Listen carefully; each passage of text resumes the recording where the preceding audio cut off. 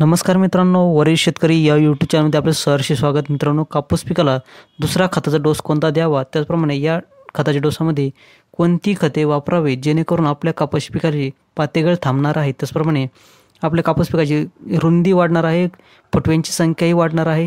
तर यासाठी कोणते खताचा डोस आपल्याला द्यायचा आहे, तर याविषयी सविस्तर माहिती आपण या व्हिडिओमध्ये पाहणार आहोत। त्यापूर्वी चॅनलवर नवीन असाल तर प्लीज चॅनलला सबस्क्राईब करा, लाईक करा, शेअर करा। तर पाहूया सविस्तर माहिती। मित्रांनो, कापूस पिकाचा दुसरा खताचा डोस वापरताना बरेचसे शेतकरी चुका करतात, ते म्हणजे कापूस पिकाला चुकीचे खत नियोजन देतात, त्यामुळे कापूस पिकामध्ये पातेगळ होणं, त्याचप्रमाणे फुटव्यांची संख्या कमी असणं, पाते फुलांची संख्या कमी असणं, कापूस पिकाची म्हणावाशी जी काही फुटव्यांची फांद्यांची वाढ न होणं, रुंदी न वाढणं, तर ह्या समस्या जाणवतात। तर मित्रांनो, यासाठी आपल्याला योग्य खताचं नियोजन करायचं आहे, योग्य खते द्यायची आहे, तर ती कोणती याविषयी माहिती पाहू। मित्रांनो, कापूस पिकाला ज्यावेळेस आपण दुसरा खताचा डोस देतो, तर यामध्ये आपल्याला समप्रमाणात नत्र, स्फुरद, पालाश हे तर पाहिजेच, पण जास्त करून स्फुरद आणि पालाश हे दोन घटक महत्त्वाचे आहेत। तर हे दोन घटक ज्या खतामध्ये आहेत, तर ती खते आपल्याला द्यायची आहेत। जसे की उदाहरणार्थ 12-32-16 असेल, 10-26 असेल, त्याचप्रमाणे 8-21-21 असेल, तर अशा या समप्रमाणात घटक असलेले खते घ्यायचे आहेत। तर मित्रांनो, कापूस पिकाला दुसरा खताचा डोस देताना आपल्या सर्वात महत्त्वाचं खत आहे ते म्हणजे 10-26-26। मित्रांनो, आपल्याला या दुसऱ्या डोसामध्ये 10-26-26 या खताचा वापर करायचा आहे। तुमच्याकडे जर हे 10-26 उपलब्ध होत नसेल तर 12-32-16 तुम्ही घेऊ शकता।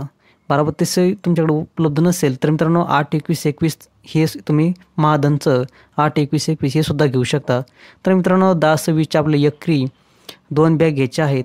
मॅग्नेशियम सल्फेट घ्यायचं आहे। मित्रांनो, एकरी 10 किलो मॅग्नेशियम सल्फेट घ्यायचं आहे आणि त्याचप्रमाणे बोरॉन पण घ्यायचं आहे। मित्रांनो, या तिन्हीचं कॉम्बिनेशन करून आपल्याला कापूस पिकाला खते द्यायचं आहे।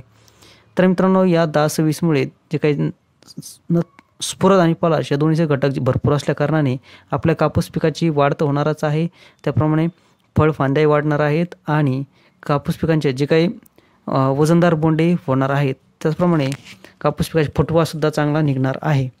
त्याचप्रमाणे जे काही मॅग्नेशियम सल्फेट आहे, तर या मॅग्नेशियम सल्फेटमुळे कापूस पिकामध्ये काळुंकी राहणार आहे, कापूस पिकामध्ये हिरवेपणा राहणार आहे, प्रकाशसंश्लेषण क्रिया होणार आहे आणि पिकांची एकंदरीत चांगली हिरवेपणा राहणार आहे।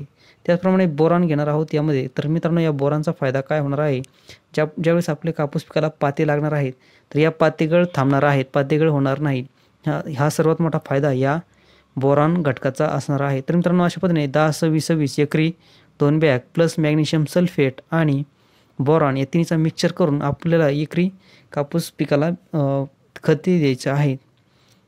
तर मित्रांनो, या पद्धतीने आपलं खत नियोजन करायचं आहे। कमी नत्रयुक्त खते वापरायचे आहे जेणेकरून कापूस पिकाची अतिरिक्त वाढ जास्त वाढ होणार नाही, 2 फांद्यामधलं अंतर वाढणार नाही, कापूस पिकाला जास्त पाते फुले लागणार आहेत, फुटव्यांची संख्या वाढणार आहे आणि कापूस पिकामध्ये जास्त करून पाते फुलांची संख्या वाढल्यामुळे आपल्या निश्चित उत्पन्नात वाढ होणार नाही आणि बोंडांची संख्या जास्त, त्याप्रमाणे वजनदार बोंडे होणार आहेत। तर अशा एकंदरीत सर्व फायदेशीर आहे, हे कॉम्बिनेशन आपल्याला घ्यायचं आहे। काही शेतकऱ्यांकडे 10-26, काही दुकानामध्ये 10-26 उपलब्ध नसल्या कारणाने तुम्ही मित्रांनो इतरसुद्धा 10-26 ऐवजी 12-32-16 घेऊ शकता किंवा 12-32-16 नसेल तर 8-21-21 महाधनचं क्रॉपटेक हे सुद्धा घेऊ शकता। तर मित्रांनो, अशा पद्धतीने तिन्हीचं आपल्याला एकत्रित मिक्सचर करून आपल्या कापूस पिकाला द्यायचं आहे। व्हिडिओ आवडला असेल प्लीज चॅनल सबस्क्राईब करा, लाईक करा, शेअर करा। धन्यवाद।